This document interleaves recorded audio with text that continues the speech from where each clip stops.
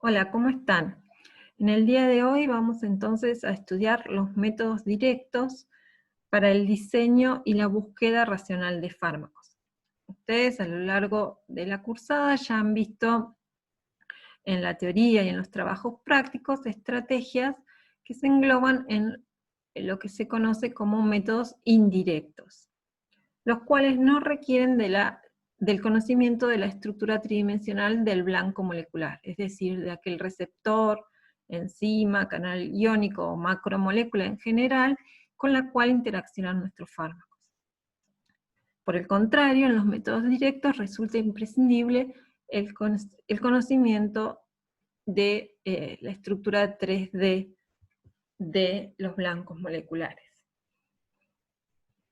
Entonces, vamos a hablar en esta clase primero de cómo encontramos esa estructura, y luego sí nos vamos a centrar en las dos grandes herramientas de diseño y búsqueda de fármacos, que son las simulaciones por docking y dinámica molecular. ¿Cómo obtenemos la estructura tridimensional de los blancos? Existen tres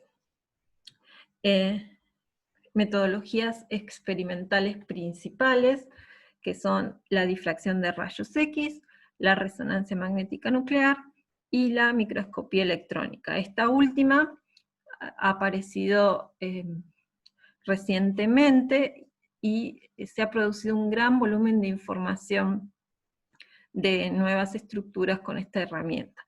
Nosotros aquí, sin embargo, vamos a hablar de los métodos clásicos, que son los dos primeros. Las estructuras obtenidas experimentalmente son las de elección cuando uno quiere hacer un modelo utilizando métodos directos.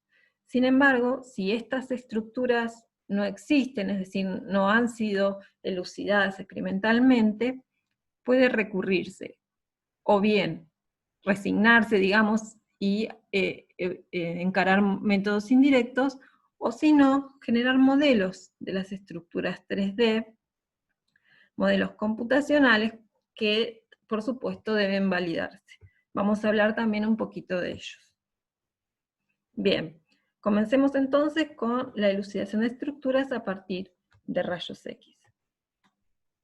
Lo que vemos aquí es un esquema muy simplificado de un difractómetro de rayos X.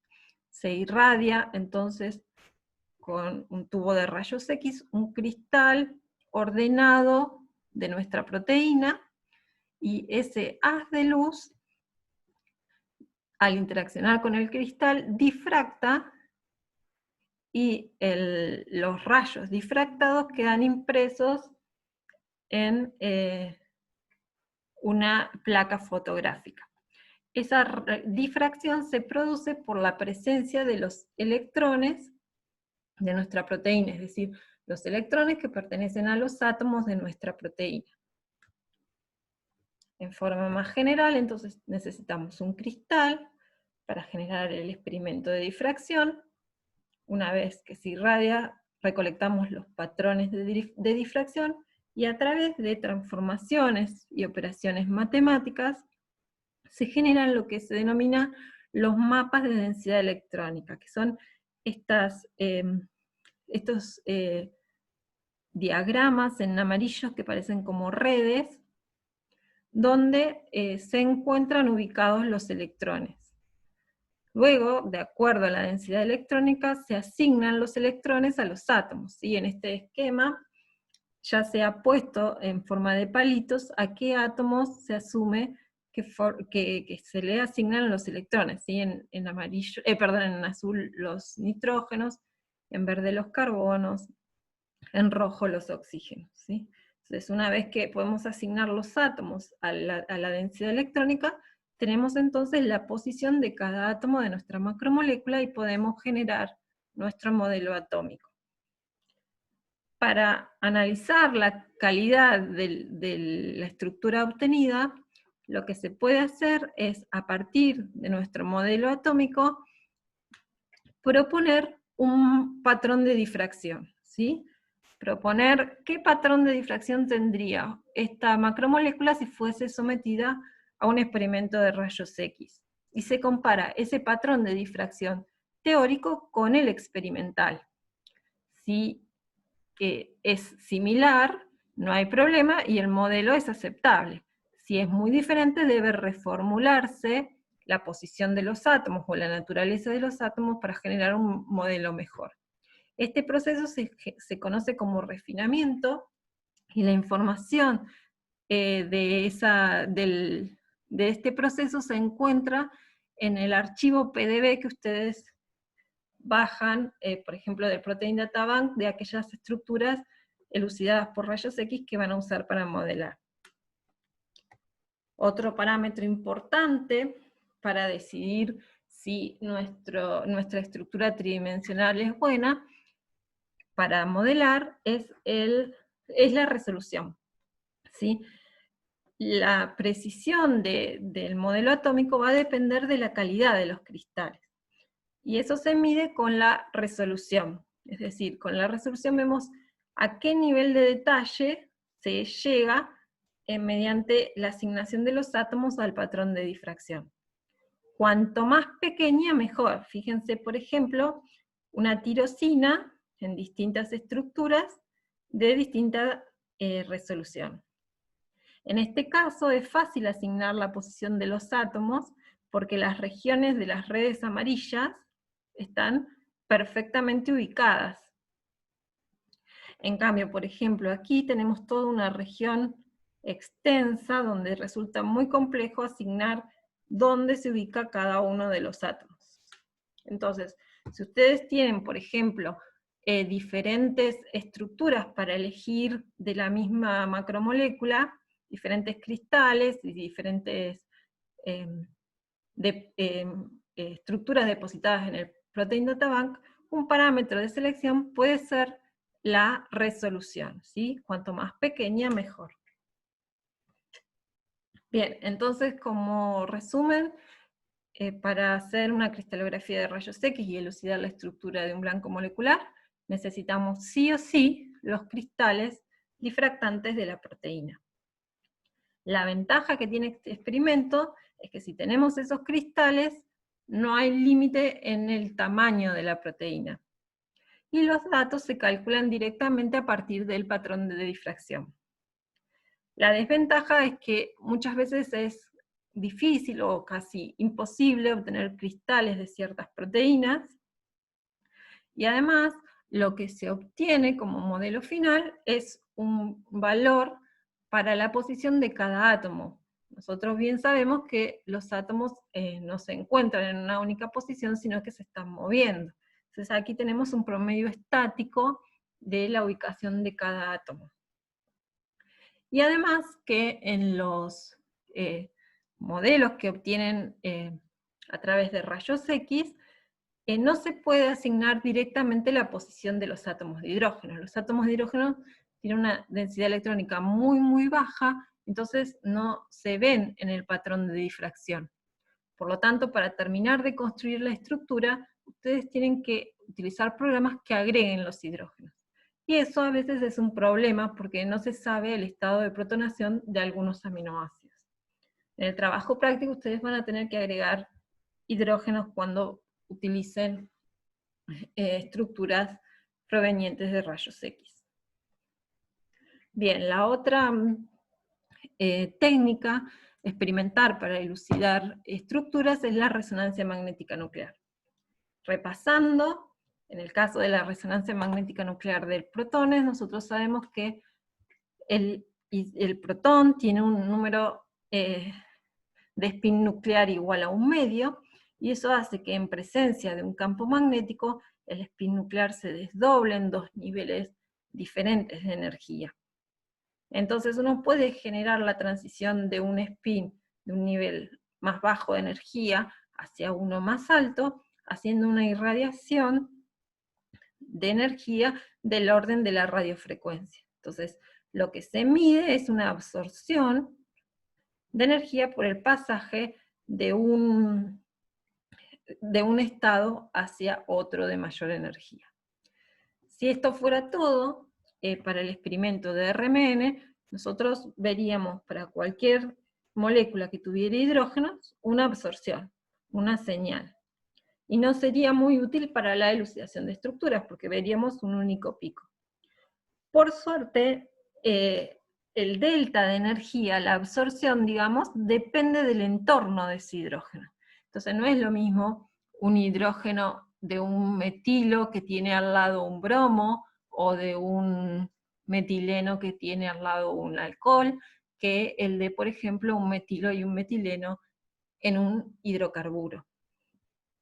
Por ejemplo, tenemos aquí el espectro de protones de un aminoácido que es la alanina, y fíjense, estos 3 hidrógenos del metilo presentan una absorción a deltas pequeños. Recuerden que los deltas crecen hacia la izquierda,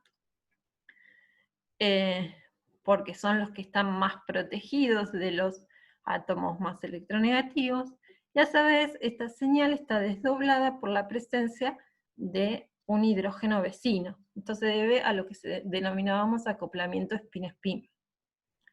Entonces, recuerden que el desdoblamiento era el número de vecinos más 1. Entonces por eso aquí tenemos un doblete.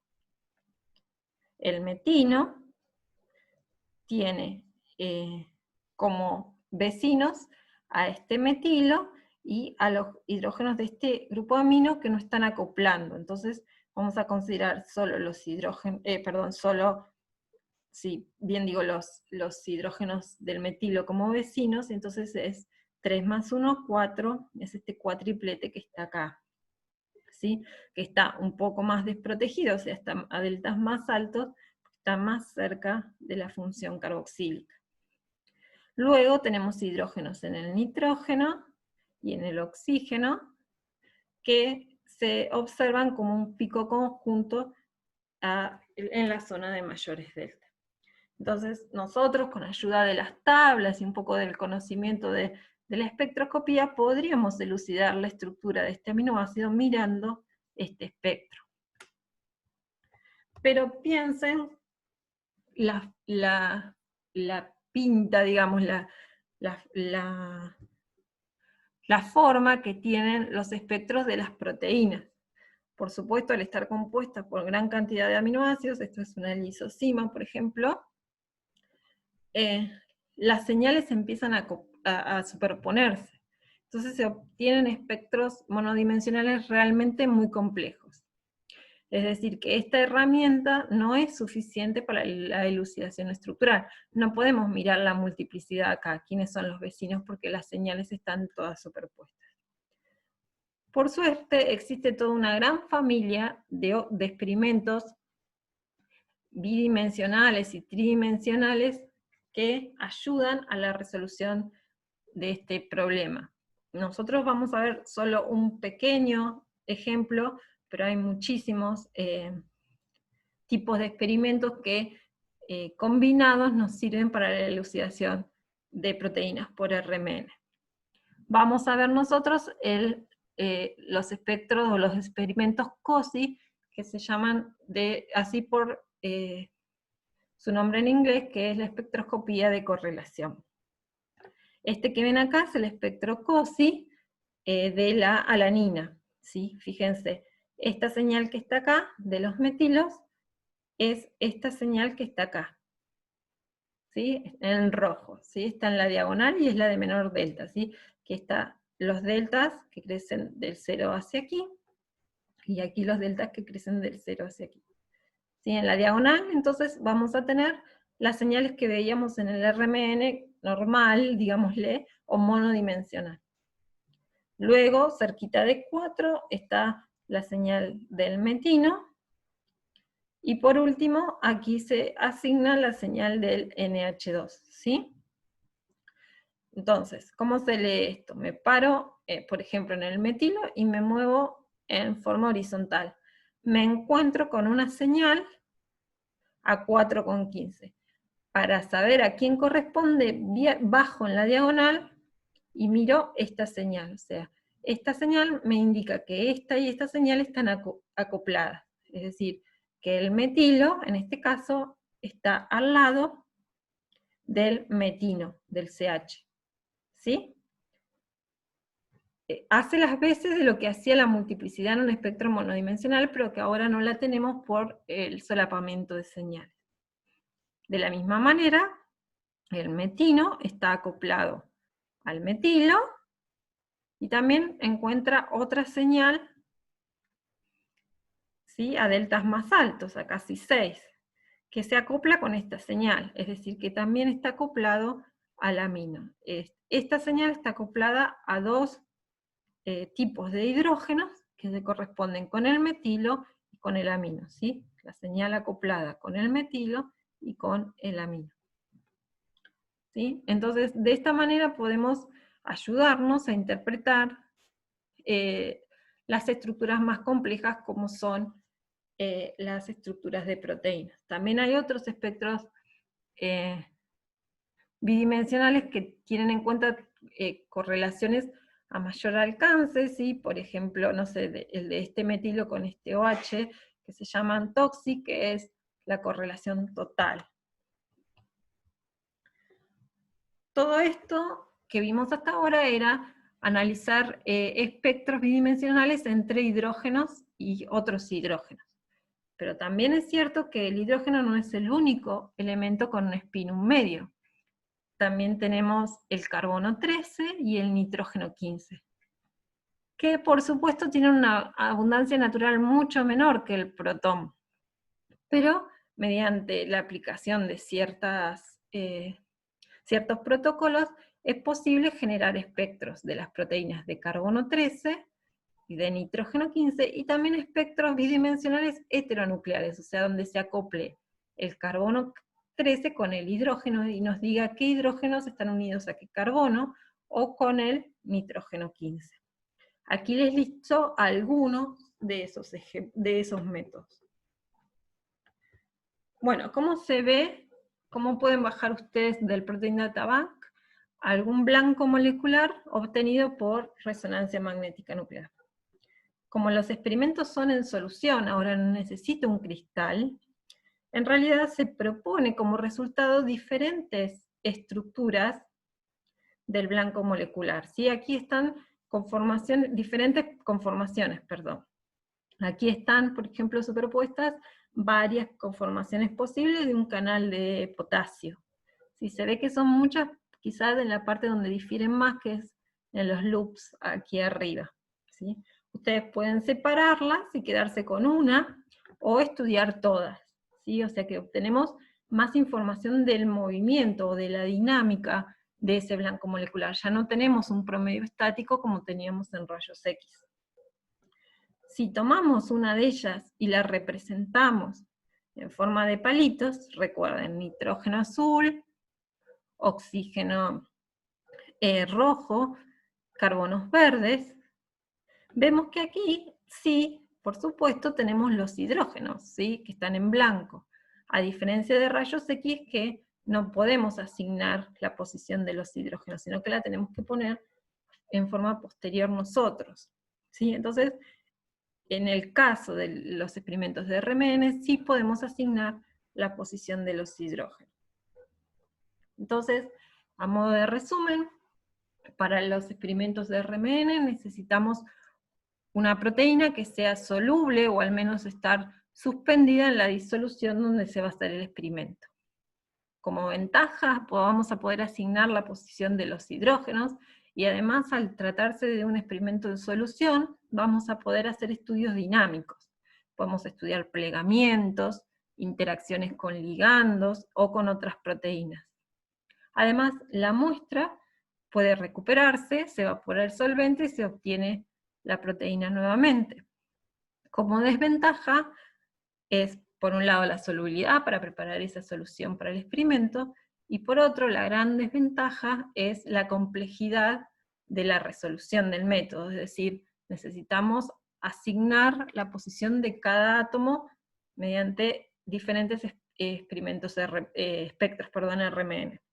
Entonces hay un límite en el peso molecular para la predicción estructural, que es más o menos 40 kilodalton. Proteínas más grandes van a ser más complejas de resolver. Bien, también dijimos que en ausencia de de experimentos, de datos experimentales, podríamos recurrir a un modelo de nuestro blanco molecular.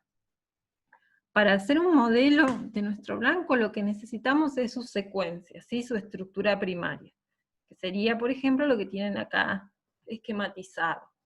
Esta secuencia se puede sacar de bases de datos. Una de ellas, por ejemplo, es UniProt. Ustedes vieron con Caro que existe un formato llamado formato FASTA, con el cual pueden bajar la secuencia de los aminoácidos. Acá la nomenclatura de cada aminoácido está determinada por una letra, ¿sí? Entonces tenemos la secuencia primaria. Entonces, a partir de la secuencia, podemos utilizar dos grandes métodos para generar un modelo 3D de nuestro blanco molecular. Uno de ellos es el método ab initio. Ustedes dibujan toda la secuencia, toda la proteína estirada, digamos, arman el polímero en un programa, como cuando ustedes dibujaban su molécula, y la someten a una minimización energética, como ustedes minimizaban su molécula. Entonces, se asume que cuando esa estructura llegue a un mínimo, va a llegar a una estructura nativa de la proteína, ¿sí? Un detalle, esto de ab initio no tiene que ver con el ab initio de mecánica cuántica, ¿sí? Es la misma manera de llamarlo porque es de primeros principios, solo parto de la secuencia, no hago ninguna aproximación. Pero por supuesto, al tratarse de moléculas muy grandes, no se usa en general la mecánica cuántica para hacer las minimizaciones, sino que se usan modelos de la mecánica clásica. Y la otra gran familia de modelos, que es la más utilizada, porque, perdón, esto en general requiere mucho tiempo y tiene mucho costo computacional, aún utilizando modelos de mecánica clásica. Entonces, tiene un uso limitado, más o menos para proteínas de 150 aminoácidos o menos. Suele utilizarse a veces para modelar pequeñas porciones de la proteína. Si no, el método más, o la familia de métodos más general, es lo que se denomina el modelado comparativo. Es decir, se comparan la secuencia problema, es decir, la secuencia de la estructura, cuya estructura 3D quiero modelar, con la secuencia de otra estructura, o de otra macromolécula, cuya estructura es conocida, ¿sí? O sea, se puede comparar secuencia contra secuencia, que es el modelado por homología que vamos a ver enseguida, o si no, se puede comparar la secuencia con distintos tipos de plegamiento. Es decir, se parte de la idea que hay muchas más secuencias que plegamientos, entonces secuencias distintas van a adoptar el mismo plegamiento. Entonces se fuerza a nuestra secuencia problema a adoptar distintos plegamientos y se analiza cuán bien se adaptan a esos plegamientos. Ese segundo modelo es este de comparación secuencia-plegamiento o threading, que también se utiliza. Nosotros vamos a estudiar un poquito más el primero, el modelo secuencia-secuencia. Ese modelo se llama modelo modelado comparativo por homología. La idea es buscar en una base de datos secuencias que sean homólogas a la secuencia problema, de manera de asignarle la estructura a nuestra secuencia problema, asignarle a nuestra secuencia problema la estructura de una proteína homóloga. Se asume entonces que las proteínas homólogas, es decir, aquellas que tienen el mismo origen evolutivo, van a tener la misma estructura tridimensional, o el mismo plegamiento. Entonces, nosotros necesitamos la secuencia problema, la secuencia del blanco que nosotros queremos determinar su estructura, o modelar su estructura tridimensional. Se buscan secuencias en una base de datos para encontrar aquellas que sean homólogas, es decir, que tengan el mismo ancestro común. Una vez que se encuentra, por ejemplo, se encuentra una de ellas, se le asigna la estructura de la homóloga a la problema, es decir, se le asignan las coordenadas de la estructura molde que llamamos, ¿sí? O sea, la que encontramos como homóloga, a la proteína problema. Y se evalúa el modelo generado. ¿Cómo sabemos si dos secuencias pertenecen a proteínas homólogas? Bueno, se mide el porcentaje de identidad que tienen ambas secuencias, ¿sí? Se alinean a través de diferentes métodos de alineamiento. Supongamos que esta es nuestra secuencia problema, y esta es una secuencia cuya estructura nos podría servir de molde porque la consideramos homóloga. Fíjense que en el alineamiento aparecen aminoácidos que son idénticos, son los que tienen dos puntitos. Sí, por supuesto, es posible que la longitud de las secuencias no sea igual y aparezcan, por ejemplo, gaps en el alineamiento o inserciones aquí, ¿sí? Entonces, se calcula el porcentaje de aminoácidos idénticos alineados en función de los aminoácidos totales. Entonces, por ejemplo, en este caso, el porcentaje de identidad es de 35%. Otra herramienta que se utiliza es la similaridad, ¿sí? Por ahí dos aminoácidos no son idénticos, pero tienen las mismas propiedades físico-químicas. Por ejemplo, un aspartato y un glutamato tienen los dos cadenas laterales con grupos ácidos. Entonces, se calcula la similaridad, que por supuesto va a ser mayor, porque incluye los idénticos más los similares. Entonces, se mira este porcentaje.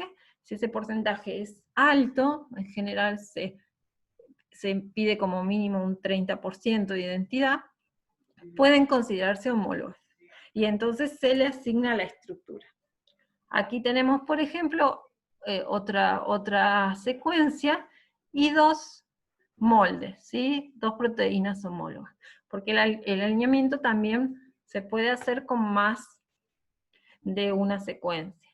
Entonces, si se analizan los moldes en las regiones donde hay similaridad, se observa que en estos moldes, en esa región, hay una hélice alfa. Entonces se le asignan las coordenadas a la secuencia problema en estos aminoácidos de hélice alfa. Y en esta región, de la misma manera, se observa que en los moldes hay una lámina beta, entonces se le asigna a nuestra secuencia una estructura de lámina beta.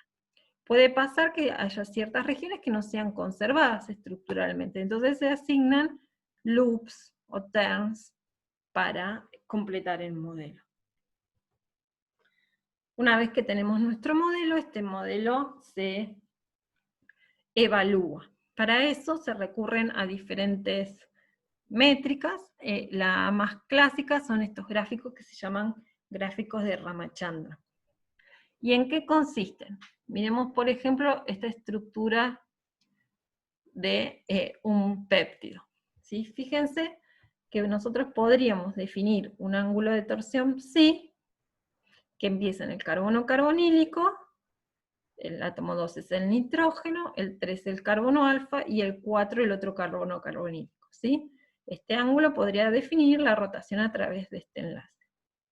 Por otro lado, podríamos definir otro ángulo de torsión phi, que empieza en el nitrógeno, el 2 es el carbono alfa, el 3 el carbonílico, y termina en el otro nitrógeno. Es decir, que cada aminoácido de nuestro péptido tiene asociados dos ángulos de torsión, psi y phi. Entonces, podemos graficar la combinatoria para cada aminoácido de nuestra proteína, los ángulos psi y phi, en una gráfica bidimensional. Resulta que estos ángulos en plegamientos conocidos y en estructuras 3D elucidadas experimentalmente, no pueden adoptar cualquier valor, porque existen impedimentos estéricos debido a las cadenas laterales. Entonces aparecen regiones favorables, o sea, valores de psi y phi que son los que son más favorables para la formación de los plegamientos, que son las regiones en celeste, y regiones permitidas, que son las englobadas con las, en el diagrama con las líneas azules. Entonces, en la evaluación de nuestro modelo, los valores de psi y phi tienen que caer dentro de estas regiones, ¿sí? Son los puntitos negros que están aquí. Fíjense, por ejemplo, estos que están acá, por ejemplo, esta serina 43, cayó fuera de los ángulos probables o favorables que usualmente tienen esas serinas, ¿sí? Hay un gráfico general y después hay gráficos asociados a aminoácidos particulares, como las glicinas, que no tienen cadenas laterales, es decir, tienen un hidrógeno, las prolinas, que son rígidas en el enlace peptídico, y después los residuos cercanos a las prolinas, que también tienen que adoptar conformaciones diferentes. Entonces, la idea de estos gráficos es analizar dónde caen los valores psi y phi de nuestro modelo para ver si caen en regiones favorables o no. Se calcula el porcentaje de compuestos, de aminoácidos que cumplen con las regiones determinadas por los gráficos de Ramachandra. Aquellos aminoácidos que no cumplen se los visualiza, se los analiza, y uno puede fijarse, por ejemplo, si están en una región no conservada, o si pertenecen o no al sitio activo y son importantes para nuestro modelo. Bien, vamos a cortar aquí por una cuestión de tiempo de la grabación, y ahora retomamos ya con las simulaciones.